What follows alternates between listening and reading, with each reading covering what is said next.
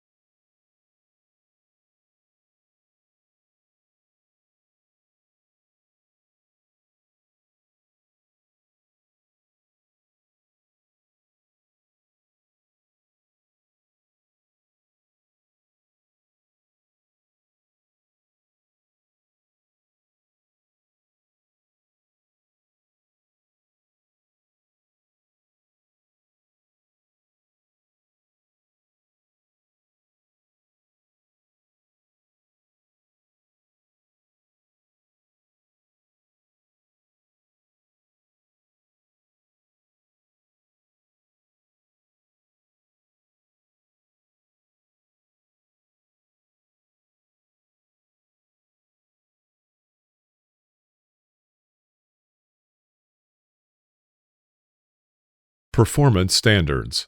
Objectives.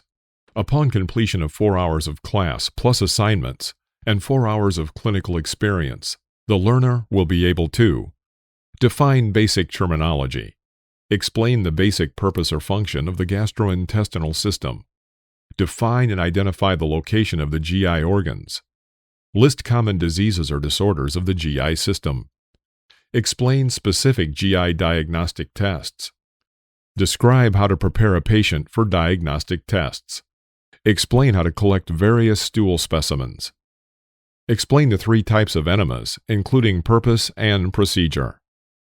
Recall the steps in performing a Sitz bath. Explain guidelines in caring for the patient with a colostomy or ileostomy. Describe how to perform oropharyngeal suctioning. Explain how to empty drainage collection systems. Describe significant changes in the patient's condition to report to the licensed nurse.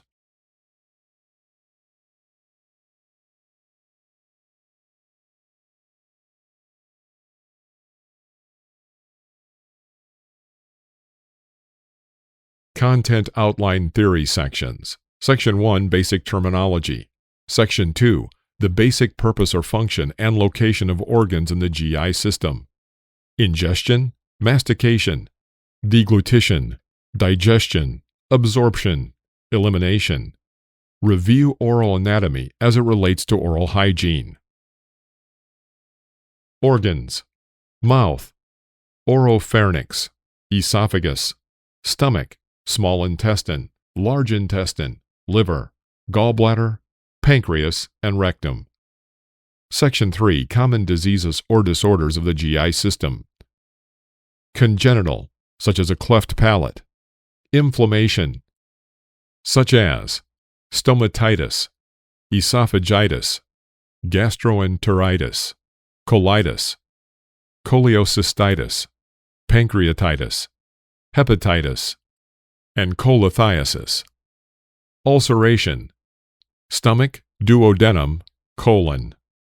Hernias, inguinal, umbilical, hiatal, incisional. Tumors, benign and malignant.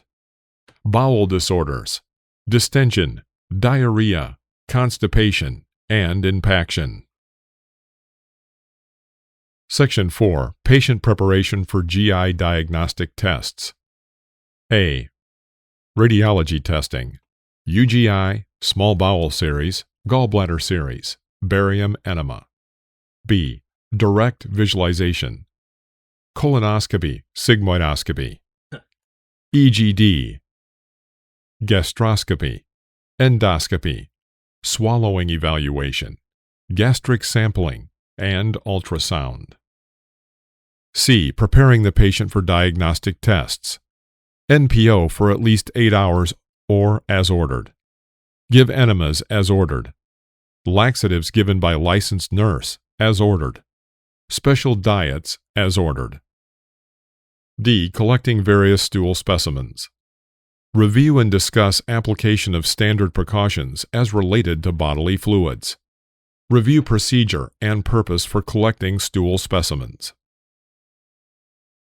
Section 5. 3 types of enemas. Review procedure and purpose for enemas. Review hospital policy for administration. Reference the scope of practice. Purpose for enemas.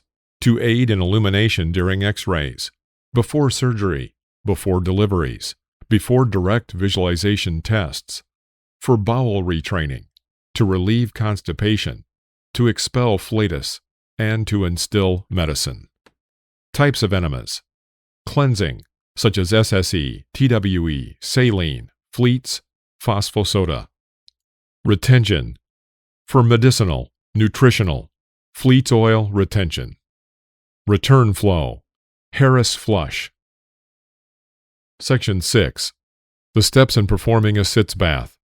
The purpose of a Sitz bath, for cleansing, heat, healing after perineal, rectal surgery, or infant delivery. Review hospital policy for administration. Reference the scope of practice. Section 7. Guidelines in caring for the patient with a colostomy or ileostomy. The types: emptying ostomy pouch, removing ostomy pouch, and applying ostomy pouch. Section 8. How to perform oropharyngeal suctioning. A. Suctioning the oral cavity.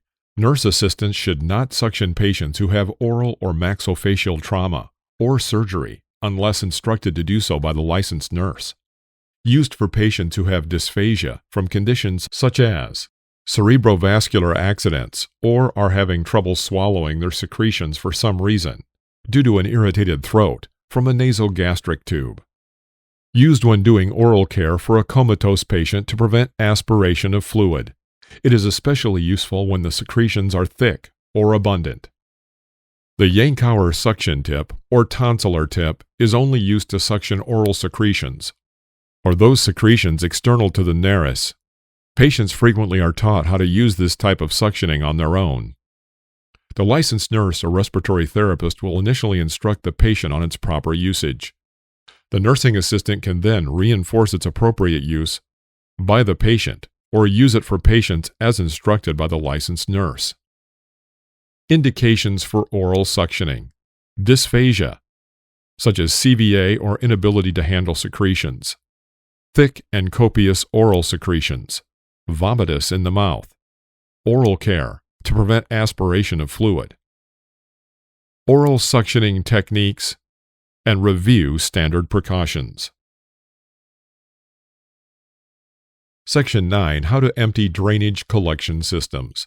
Review procedure for accurately emptying and measuring drainage, such as the Foley, Hemovac, Constivac, Jackson-Pratt, Duval, nasogastric suction tube. Discuss the importance and use of standard precautions when handling bodily fluids. Section 10. Significant changes to the patient's condition to report to a licensed nurse.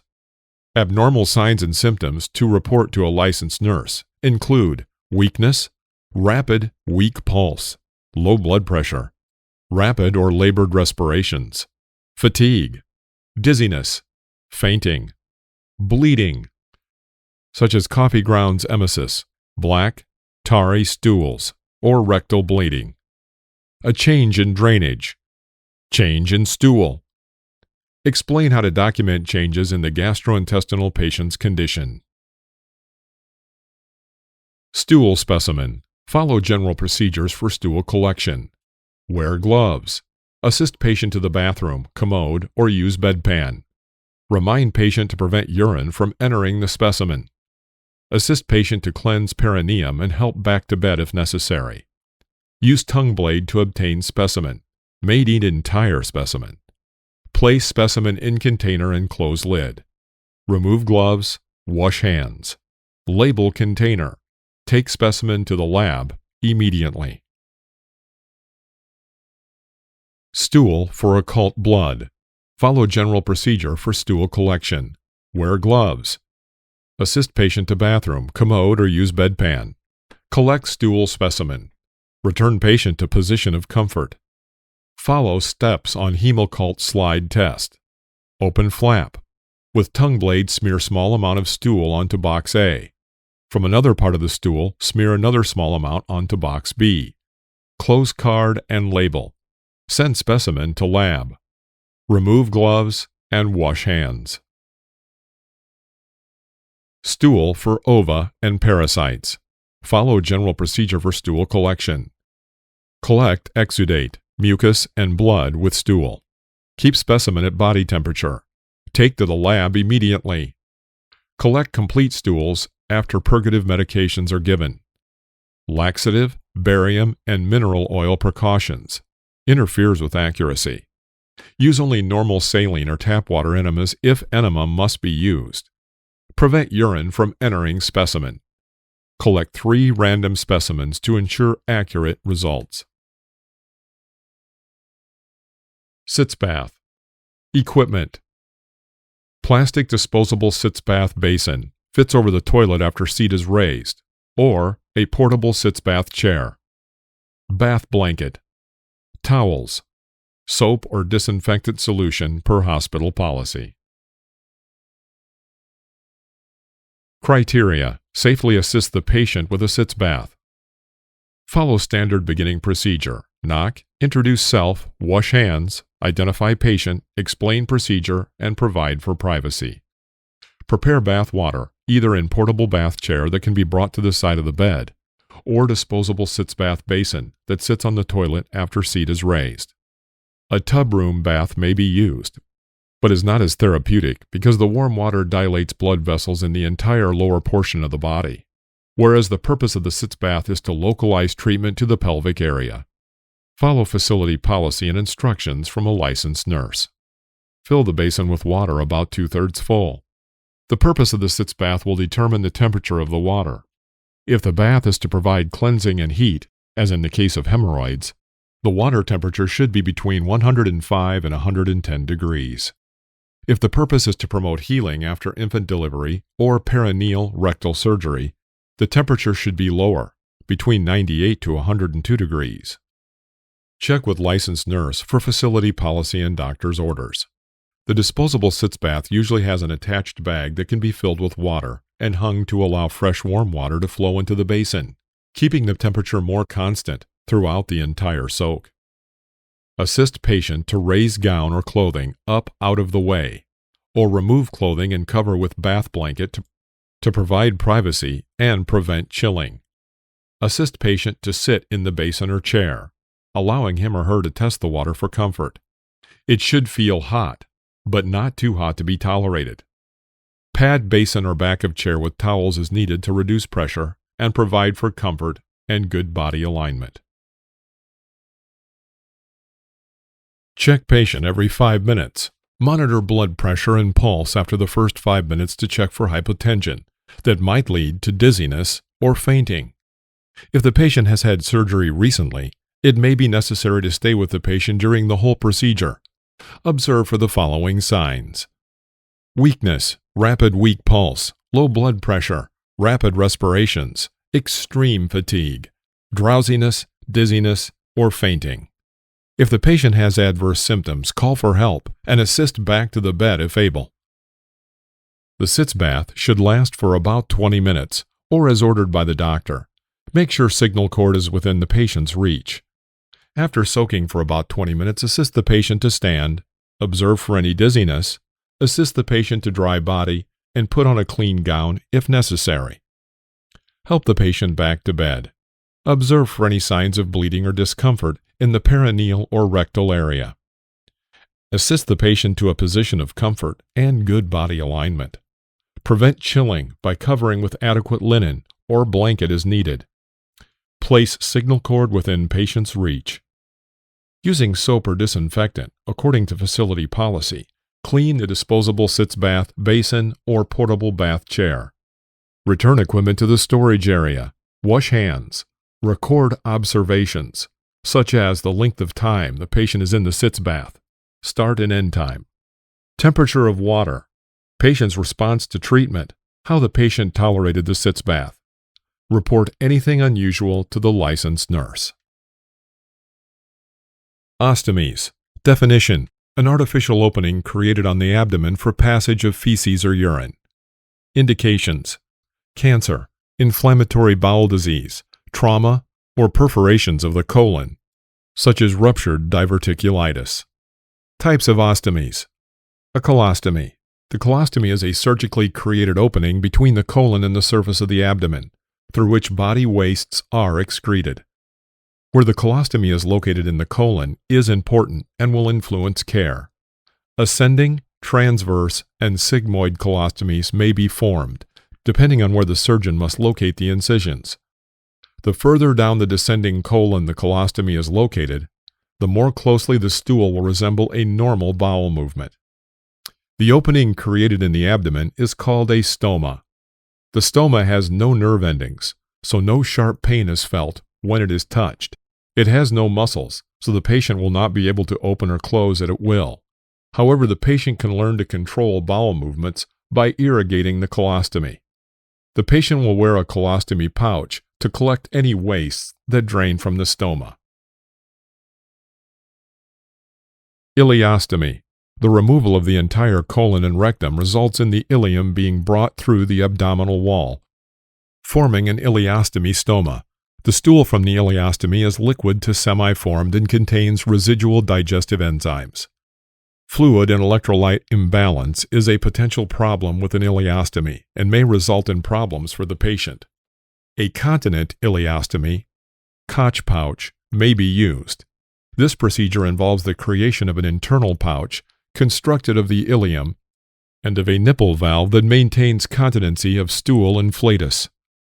The stoma is flush with the skin and is located in the lower right quadrant. Urinary diversion or ileal conduit. A urinary diversion is any one of a number of surgical procedures that establishes an unimpeded flow of urine, usually through a stoma. It is possible to divert the urine at any level in the urinary tract. Diverting the urine at the level of the kidney is done by a nephrostomy or pylostomy. Nephrostomy is a high urinary diversion involving the placement of a catheter through the renal pelvis and into the renal calyces. A pylostomy is an opening into the renal pelvis made by catheter placement or by the creation of a stoma. It is possible to isolate any segment of the healthy intestinal tract at any point after the jejunum for use as a conduit for urine. A continent urinary diversion, Koch pouch, provides the patient with an internal reservoir for urine and eliminates the need for an external appliance. Stomal characteristics. Stoma is formed like a sock with a cuff then sewed down. Stomal characteristics: moist, wet, red, never looks healed, blood supply just under thin layer of cells, will always look like raw meat. With time and healing, the skin and stoma margins will look like your lips or your surrounding mouth. Pouch bag types. 1-piece versus 2-piece. Odor-proof, waterproof. Patient can shower and swim. Fecal pouches demonstrate on torso model. Urinary pouches also demonstrate on torso model. Emptying procedure. Cleansing requirements. Empty when 1/3 to 1/2 full of stool or gas to prevent dislodging. Check at least every 4 hours. Ask the patient to let you know if it is full. Demonstrate. Emptying into graduate. Cleansing the pouch with peri bottle. Urinary emptying and night drainage setup. If pouch leaks, it needs changing. Do not add tape because that is like taping a soiled diaper on a baby. Emotional support. The patient may experience a change in body image, a personal view of how one's body looks. Normal function of defecating has been altered. Not only has the opening for stool to pass changed, This opening is now quite visible and the odor is stronger. What was once a private function is now more public, with nurses, enterostomal therapists, and physicians checking and assisting with the function of the ostomy. The nurse assistant should maintain as much of the patient's privacy as possible. She or he must also control any personal feelings of disgust regarding the odor or appearance of the ostomy.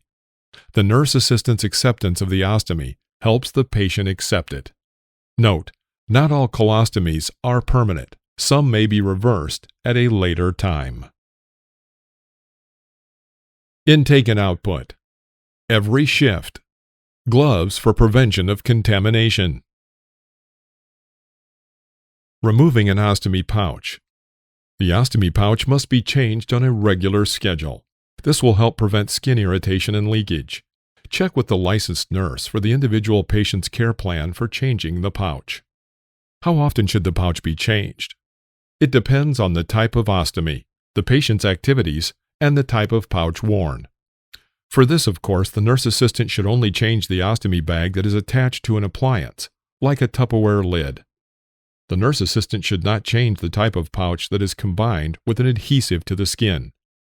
The authors of this curriculum felt that only a licensed nurse should change this part of the appliance, because preventative skin care and a thorough assessment must be done when changing this type of appliance. However, nurse assistants in the field often perform this procedure, so the steps are included here. If an employer wishes to train the acute care nurse assistant to perform this procedure, be sure to follow the procedure carefully and report any skin irritation to the licensed nurse. The ostomy bag may need to be changed more often in hot, humid weather. However, the pouch should not be changed daily because this can cause skin stripping and irritation. It is usually changed twice weekly initially and progresses to weekly if there is no leaking. If the patient thinks the pouch may need changing daily, contact the enterostomal therapy nurse or the doctor for guidelines. Removing the pouch. Gather a washcloth, gloves, towel or paper towels, adhesive solvent and eyedropper if needed, Caraya powder or stomadhesive powder, protective film wipes, and Caraya or pectin-based skin barriers. Remove the old pouch by gently pulling up on the adhesive with one hand while carefully pushing down on the skin with the other. Most disposable pouches will come off easily without solvent. If the pouch being used requires a solvent, follow the product directions. Make sure the solvent is completely removed from the skin before applying the new pouch. If a reusable pouch is being used, set it aside to clean after the new pouch is applied. Wash the skin well with warm water and pat dry. Soap is usually not needed, but if it is used, rinse the skin thoroughly. Soap residue will interfere with the pouch adhesion and may irritate the skin. Check the skin for redness or irritation. The most common causes of irritation are stool leakage under the seal or an overly large pouch opening, which allows stool to come in contact with the skin and cause irritation. Measure the stoma routinely to ensure that the stomal opening on the pouch is correct. If the skin is red but intact, use a protective film wipe to provide a clear, thin film between the adhesive and the skin, or follow facility policy. If the skin is weeping, contact the nurse. The nurse will usually dust the affected area lightly with Caraya powder or stomadhesive powder and wipe off any excess. She will then cover the skin with a protective skin barrier. This may be either Caraya or pectin-based wafer cut to fit the stoma. The pouch is then applied over this wafer. Many disposable pouches have a protective wafer as part of the system itself. Skin irritation will usually clear in a few days. If it doesn't, the licensed nurse may need to notify the enterostomal therapist or doctor. Applying an ostomy pouch. Applying a one-piece disposable pouch. First, measure the stoma to determine the correct size of the pouch opening. If the pouch opening is pre-cut, remove the release papers from the pouch. Press the pouch to the abdomen and seal well. Attach the tail closure so that it follows the contour of the patient's body. The clip that secures the pouch bottom for later drainage. If the pouch is custom cut, cut the opening to the correct size. Remove the release papers and then apply as above. Applying a two-piece reusable pouch. First, measure the stoma to determine the size of the faceplate opening. Then, follow the manufacturer's directions to apply new adhesive to the faceplate or to the skin with each change. First, peel off one side of the adhesive disc's paper backing. Then center the disc over the faceplate and press firmly to expel any bubbles from between the faceplate and the adhesive. Next, peel the remaining paper backing off the adhesive disc. Center the faceplate over the stoma. Gently press around the stoma so that the adhesive sticks to the abdomen. Secure the pouch to the faceplate. Attach the supporting O-ring around the faceplate collar and attach the tail closure. Draining an ostomy pouch. Depending on the type of ostomy, the pouch may need to be emptied from 1 to 8 times daily. Empty it when the pouch is about 1/3 to 1/2 full. A bedpan or graduated cylinder is necessary for collecting the stool. If able, the patient can sit on the toilet and direct the pouch opening into the toilet bowl. To prevent splashing, some toilet paper may be placed on the surface of the water or flush the toilet as the pouch is being emptied. Turn up the bottom of the pouch and remove the tail closure. Then empty the pouch into the bedpan, graduated cylinder, or toilet. Slide the thumb and index finger down the outside of the pouch, squeezing the contents into the receptacle you are using. Use toilet paper to clean any stool from around the outside and just inside the pouch opening. It is not necessary to clean far up inside the pouch. If desired, rinse the pouch with cool water. Remember that the pouch is odor-proof, so this step isn't necessary. Reattach the pouch tail closure to complete the procedure. Remove gloves and wash hands. Suctioning the oral cavity. Equipment: tonsillar tip suction device, Yankauer. Disposable cup. Water. Towel. Washcloth.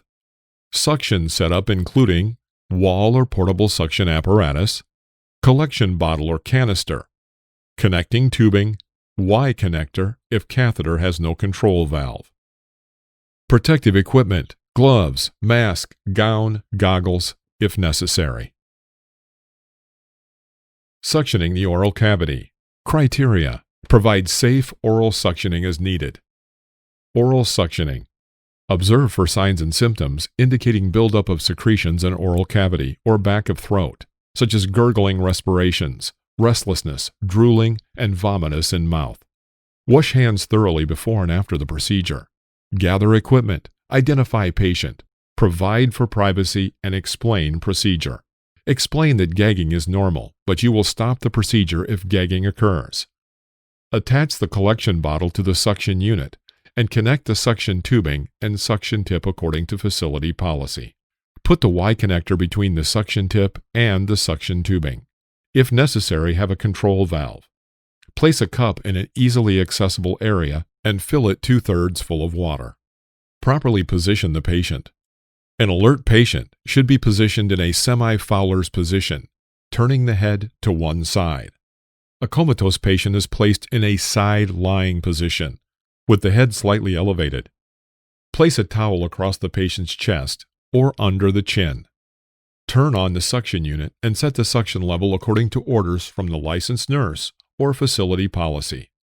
The usual settings for wall suction units are: adults 110 to 120 mm Hg, children 90 to 100 mm Hg. Put on gloves. Remove the catheter from the package and dip the tip into the cup of water to lubricate it. Test the suction setup by placing your finger over the control valve or open side of the Y connector and suctioning a small amount of water. Gently insert the suction catheter into one side of the patient's mouth along the gum line, with your finger off of the control valve. Do not suction as you insert the catheter. Apply suction as you gently rotate the catheter in your fingers and slowly draw it out of the patient's mouth. Suction both sides of the mouth and under the tongue. Suction intermittently for about 5 seconds each time. Let the patient rest for 20 to 30 seconds before inserting the catheter again. Ask the patient to do deep breathing and cough between suctioning. Clear the catheter between each suctioning attempt by suctioning a small amount of water from the cup. After suctioning is complete, Clean the suction catheter and tubing by suctioning water from the cup. Turn off the suction. Observe the patient's respiratory status. Clean the patient's face and provide mouth care. Rinse catheter tip in hot soapy water to remove any crusting that is built up. Wrap in a clean washcloth or paper towel and store in emesis basin at patient's bedside. Check with facility policy for length of time catheter tips may be used, and for cleaning and storing policy. Discard gloves and wash hands. Record amount, consistency, color, and odor of secretions and patient's response.